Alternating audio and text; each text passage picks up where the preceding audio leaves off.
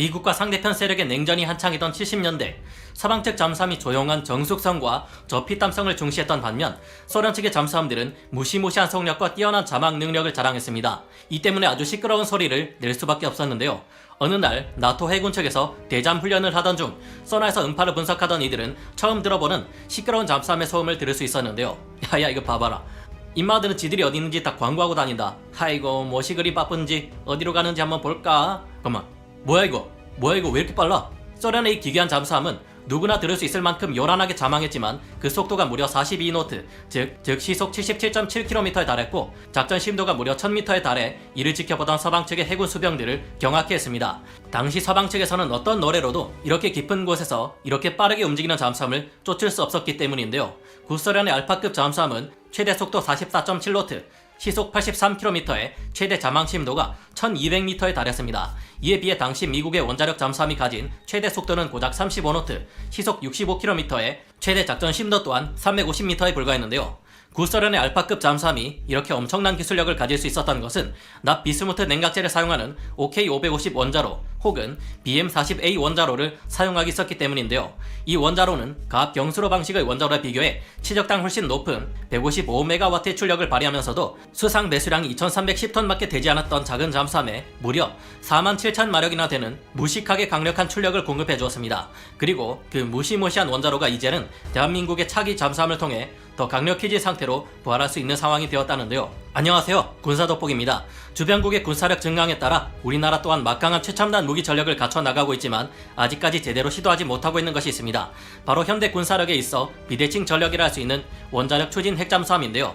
한번 제대로 숨으면 찾을 수 없는 천의 스텔스 환경인 수중에서 거의 반영구적으로 활동할 수 있으며 은밀하게 떠올라 가장 무서운 무기인 수중발사 핵미사일 SLBM까지 발사할 수 있는 원자력 잠수함은 현대화된 군대에 있어 없어서는 안 될 존재입니다. 강력한 항공모함이 있더라도 앞장서서 호위를 맡아줄 원자력 잠수함이 없다면 항모 전단은 움직일 수 없을 만큼 원자력 잠수함의 존재는 그 의미가 큰데요.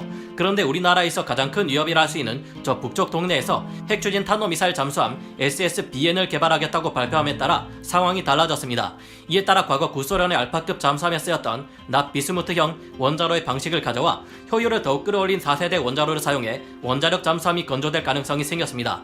이 4세대 납 비스무트형 원자로는 그동안 핵잠수함에 사용되어 온 가압 경수로 방식의 원자로보다 훨씬 우월한 기술력을 자랑하면서도 안전하며 한미 원자력 협정에도 위배되지 않는다고 하는데요.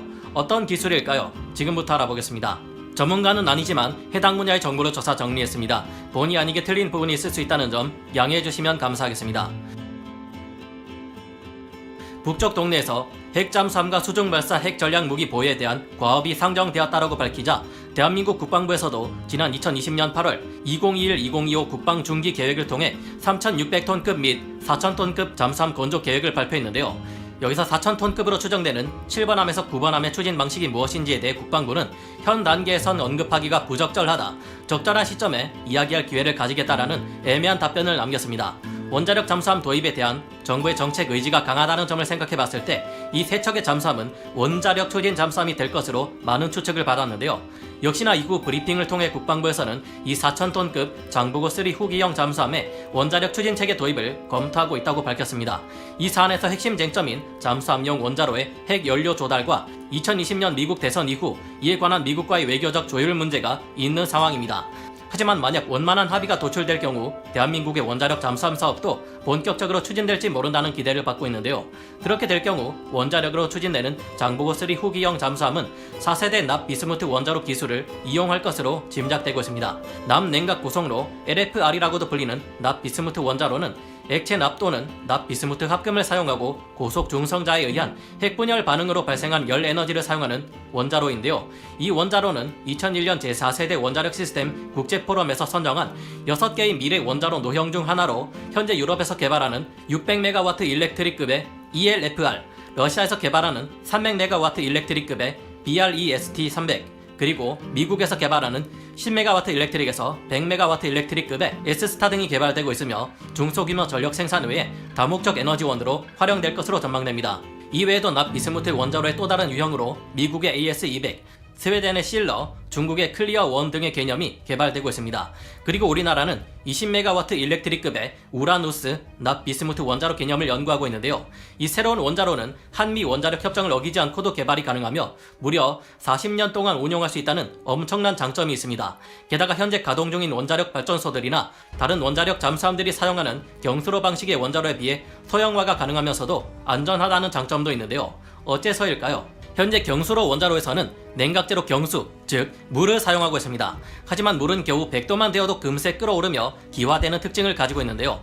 이처럼 낮은 온도에서 끓어올라 버리는 물은 냉각 효율이 떨어지며 원자로에서 만들어진 열 에너지를 외부에 잘 전달하지 못한다는 문제도 있었습니다. 이 때문에 경수로에서 물이 끓어오르는 것을 최대한 막기 위해 150기압에 달하는 강한 압력을 가해 주어야 하는데요. 이렇게 해도 배관이나 기타 구조물에서 문제가 발생하면 가압된 수증기가 새어나오는데 문제는 여기에 방사능이 섞여 있기에 주변을 오염시킬 수 있다는 것입니다. 더구나 문제가 생겨도 원자로를 멈추는 것이 쉽지 않은 데다 가압된 방사능 증기는 꽤 먼 거리까지 퍼져나갈 수 있기에 이를 막기 위해 대형 콘크리트 보호 구조물까지 필요해지는데요.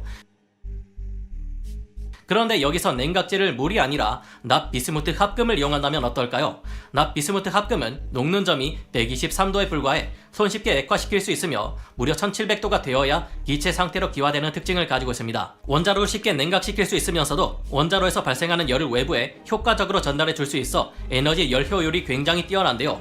기화하지 않기에 강한 기압을 가해 배관에 무리를 주지 않을 수 있다는 장점도 있습니다.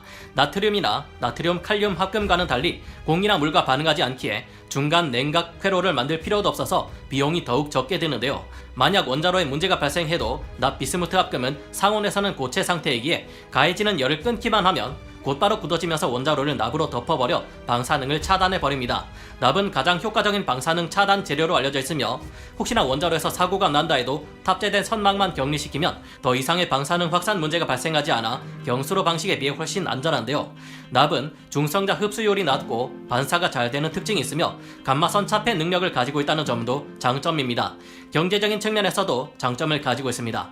자연에서 채취할 수 있는 우라늄 광석은 99.3%로 대부분을 차지하는 우라늄 238, 0.5%의 극소량을 차지하는 우라늄 235, 그보다 더욱 극미량으로 존재하는 우라늄 234로 구성되어 있는데요. 대부분의 원자로나 핵무기에서는 이 중 0.5%만을 차지하는 우라늄 235를 사용하기에 그만큼 값이 비싼데요. 하지만 남냉각 구성로는 우라늄 광석의 99.3%를 차지하는 우라늄 238을 연료의 80%로 활용하기에 훨씬 저렴합니다. 나머지 20%는 값비싼 우라늄 235가 원자로 발전 과정을 거치며 만들어진 플루토늄 239를 연료로 사용합니다. 이 플루토늄 239는 현재 우리나라에서 운용 중인 원자력 발전소의 폐기물을 통해 얻을 수 있기 때문에 아주 경제적인데요.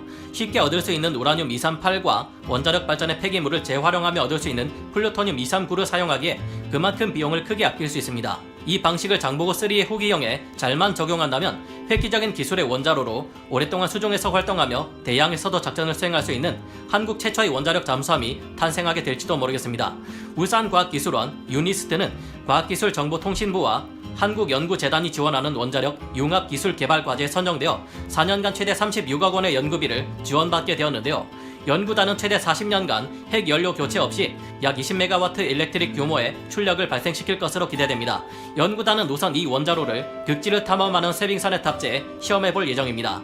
하지만 납 비스무트 냉각제를 사용하는 원자로를 사용했던 구소련의 알파급 잠수함이 오랫동안 명성을 날리지 못한 것에는 이유가 있겠죠.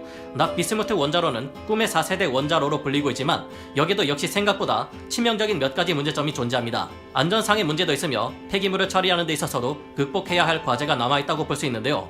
그래서 이 문제점들을 극복하기 위한 방안이 연구되고 있으며 이 문제들을 해결해야 안정적인 원자로로서 운용될 수 있을 것으로 예상됩니다. 우리나라가 세계 정상급의 원자력 발전 기술을 가지고 있는 것은 분명한 사실이지만 아직 원자력 추진 잠수함을 운용해 본 적이 없다는 것도 해결해야 할 과제인데요. 최근의 핵 잠수함들은 단순히 원자력 추진 기술만 필요한 것이 아니라 빠른 속도를 내면서도 수중에서 적이 이를 탐지할 수 없도록 정숙성 또한 유지해야 하는데 납 비스무트 원자로를 사용할 경우 소음을 어떻게 줄일 것인지도 생각해 보아야 할 듯합니다. 다음에 기회가 된다면 나 비스무트 원자로의 치명적인 문제점이 문제가 되어 모두 폐기되어버린 알파급 잠수함의 이야기와 함께 우리는 이 문제를 극복하기 위해 어떤 노력을 하고 있는지 말씀드리고 싶은데요. 원자력 추진 잠수함이 기존의 디젤 엔진 잠수함보다 얼마나 더 강력한 위력을 발휘하는지도 함께 이야기해 볼 수 있으면 좋겠네요. 드디어 우리가 원자력 협정에도 위배되지 않으면서 높은 효율을 자랑하는 4세대 원자로를 개발하게 되었는데 부디 잘 해결되어 우리나라 최초의 원자력 추진 잠수함이 등장하기를 기대해 봅니다. 오늘 군사 돋보기 여기서 마치고요. 다음 시간에 다시 돌아오겠습니다. 감사합니다. 영상을 재밌게 보셨다면 구독, 좋아요, 알림 설정 부탁드리겠습니다.